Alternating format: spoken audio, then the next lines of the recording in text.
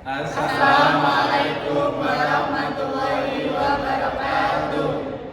Perkenalkan, nama saya Ahmad Nazidin dengan NIM 1124-152. Perkenalkan, nama saya Ahmad Amil Bakri dengan NIM 11210047. Perkenalkan, nama saya Muhammad Yahya Ternawan dengan NIM 1124-10072. Perkenalkan, nama saya Febri Widya Prastika dengan NIM 1124-118. Perkenalkan, nama saya Zara Sasabila Firmansyah dengan NIM 1124-184. Perkenalkan, nama saya Anwar Uliman Sarina Tiasgani dengan NIM 1124-112. Pada video kali ini, kami dari kelompok 4 akan menjelaskan mengenai distribusi Poisson dan distribusi normal. Langsung saja cek videonya, cek itu. Terus, Baik, di sini saya akan menjelaskan tentang pengertian distribusi Poisson. Distribusi Poisson adalah distribusi probabilitas diskret yang menyatakan peluang sejumlah kejadian terjadi dalam interval waktu atau ruang tertentu, di mana kejadian-kejadian tersebut terjadi secara independen dan dengan laju rata-rata yang konstan. Distribusi ini pertama kali diperkenalkan oleh matematikawan Prancis yang bernama Simeon Denis Poisson pada tahun 1837. Variabel acak X dikatakan mengikuti distribusi Poisson dengan parameter lambda, di mana lambda mewakili rata-rata jumlah kejadian per interval dan nilai tersebut selalu positif.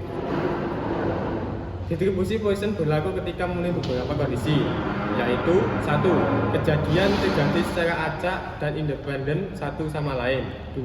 Rata-rata jumlah kejadian per interval adalah konstan.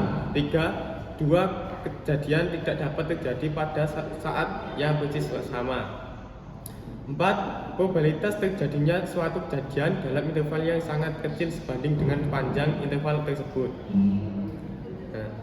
Di situ pun ada fungsi probabilitas massa atau PMF. Dari distribusi Poisson digunakan sebagai P X sama dengan K sama dengan E X lambda per K, yang dimana P X sama dengan K adalah probabilitas terjadi sebanyak K, yaitu kejadian. Lambda adalah rata-rata jumlah kejadian per interval, dan E adalah bilangan Euler, yaitu sekitar 2718/28. K adalah faktorial dari K. Nah, di sini sifat unik dari distribusi Poisson adalah mean dan variansinya sama, yaitu keduanya bernilai lambda. Ini merupakan ciri khas yang membedakan dari distribusi lain. Beberapa sifat penting lainnya yaitu 1. Addivitas. Jika X Poisson lambda dan X Poisson lambda 2 saling independen, maka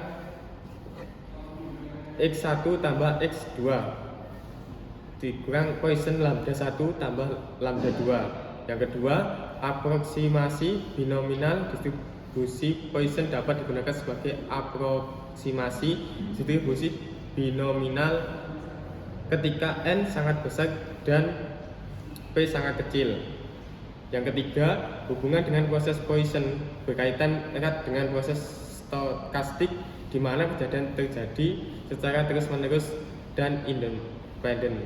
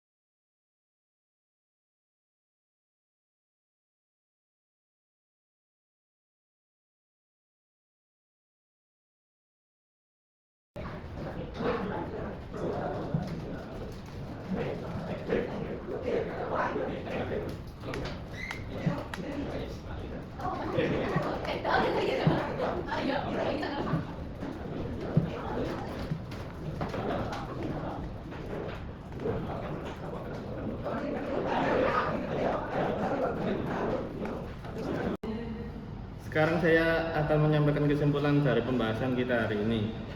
Berdasarkan pembahasan yang telah disampaikan oleh teman-teman, dapat ditarik beberapa kesimpulan. Yang pertama yaitu distribusi Poisson adalah distribusi probabilitas diskrit yang memodelkan jumlah kejadian dalam interval waktu atau ruang tertentu dengan parameter tunggal lambda yang sekaligus merupakan min dan variasi dari distribusi. Yang kedua, distribusi normal adalah distribusi probabilitas kontinu yang paling fundamental dalam statistika. Ditandai dalam bentuk simetris berbentuk lonceng dan ditentukan oleh dua parameter yaitu min mu dan simpangan baku sigma. Ketiga, keduanya memiliki hubungan matematis yang erat. Distribusi Poisson mendekati distribusi normal ketika parameter lambda sangat besar sesuai dengan prediksi teorema limit pusat. Yang keempat, kedua distribusi ini memiliki penerapan yang luas dalam kehidupan nyata mulai dari bidang pendidikan, kesehatan, keuangan, hingga teknik dan manufaktur.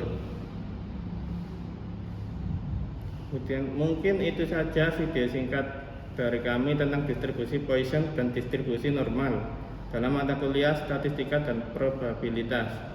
Semoga video ini bermanfaat bagi teman-teman sekalian dan sampai jumpa di video selanjutnya. Wassalamualaikum warahmatullahi wabarakatuh.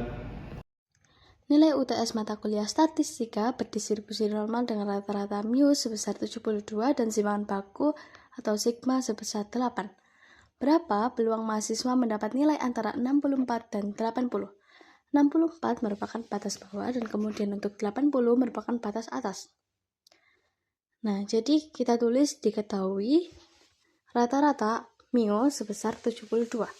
Simpangan baku sigma sama dengan 8 dan kemudian ditanya peluang antara 64 sampai dengan 80. Nah, untuk cara pengerjaannya, yang pertama kita cari Z-nya dulu. Z-nya terdapat 2. Ada 64 untuk Z1 dan untuk Z2 kita pakai 80. Nah, jadi kita masukkan rumusnya. 64 dikurangi 72 dibagi 8. Nah, hasilnya adalah minus 8 dibagi 8 sama dengan minus 1. Artinya nilai 64 berada di satu simpangan baku di bawah rata-rata. Nah, untuk Z2 kita masukkan 80 dikurangi 72 dibagi 8. Yang mana hasilnya akan 8 dibagi 8 sama dengan plus 1. Artinya nilai 80 berada di satu simpangan baku di atas rata-rata. Dan yang kedua kita gunakan tabel distribusi normal standar. Peluang Z kurang dari 1 yang akan menghasilkan nilai 0,8413. Dan untuk P sama dengan Z kurang dari minus 1 akan menghasilkan nilai 0,1587. Langkah selanjutnya yaitu kita menghitung peluang di antara Z sama dengan 1 dan Z sama dengan plus 1. Kita masukkan rumusnya dulu. Peluang 64 sampai dengan 80 sama dengan peluang minus 1 kurang dari Z kurang dari 1 sama dengan PZ kurang dari 1 minus PZ kurang dari minus 1. Yang mana akan menghasilkan nilai 0,8413 kurangi 0,1587 sama dengan 0,6826. Jadi dapat kita tarik kesimpulan peluang mahasiswa mendapat nilai antara 64 dan 80 adalah sekitar 68,26%. Jadi, untuk soal kedua distribusi normal, kita menggunakan case seorang mahasiswa yang memiliki rata-rata uang jajan sekitar Rp800.000 per bulannya dengan simpangan baku Rp100.000. Lalu berapa peluang dia untuk memiliki uang jajan lebih dari Rp950.000 per bulannya? Nah, dari soal diketahui bahwa rata-ratanya adalah Rp800.000 dan simpangan bakunya adalah Rp100.000. Angka pertama kita hitung dulu Z-score atau nilai bakunya untuk nilai X sama dengan Rp950.000. Z dalam kurung 950.000 dikurangi 800.000 dibagi 100.000. Jawabannya adalah 150.000 dibagi lagi 100.000 sama dengan 1,5. Jadi nilai X sama dengan 950.000 berada di 1,5 simpangan baku di atas rata-rata. Langkah kedua kita gunakan tabel distribusi normal standar. Itu peluang dalam kurung nilai baku kurang dari 1,5 sama dengan 0,9332. Nah, ini adalah peluang bahwa uang jajan kurang dari 950.000. Untuk langkah ketiga kita hitung peluang lebih dari 950.000. Peluang dalam kurung nilai X lebih dari 950.000. 1 dikurangi peluang dalam kurung nilai baku kurang dari 1,5 sama dengan 1 dikurangi 0,9332 sama dengan 0,668. Jadi, peluang seorang mahasiswa memiliki uang jajan lebih dari 950.000 per bulannya adalah sekitar 6,68%. Terima kasih telah menonton video kami. Itu saja yang bisa kami sampaikan dari kelompok ini. Semoga bermanfaat untuk teman-teman semua. Saya akhiri. Wassalamualaikum warahmatullahi wabarakatuh.